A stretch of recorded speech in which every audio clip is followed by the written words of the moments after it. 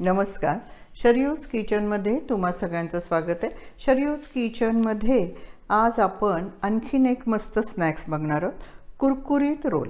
तर चला आपण रोल बनवायला घेऊया।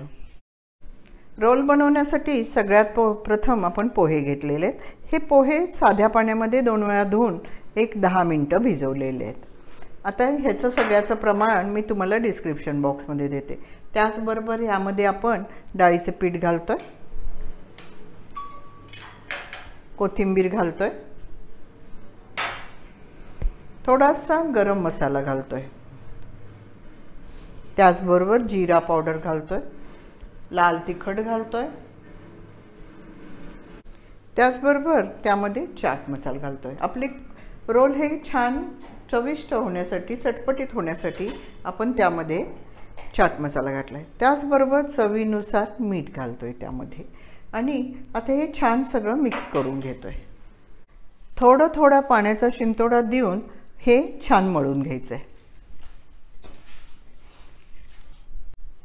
असं आपलं पीठ छान मळून झालेलं आहे, म्हणजे गोळा व्हायला पाहिजे याचा। आता हातावर आपण थोडं तेल लावून घ्यायचंय आणि ह्याचे रोल करून घ्यायचेत।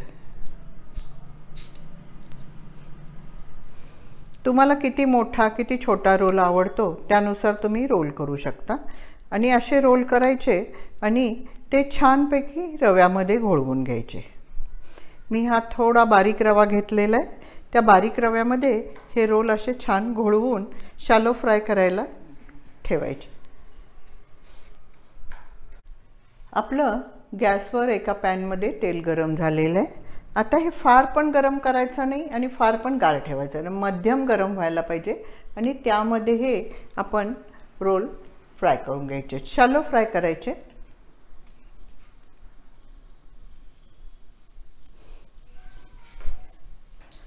आणि छान शॅलो फ्राय करून गुलाबी रंगावर भाजून घ्यायचे।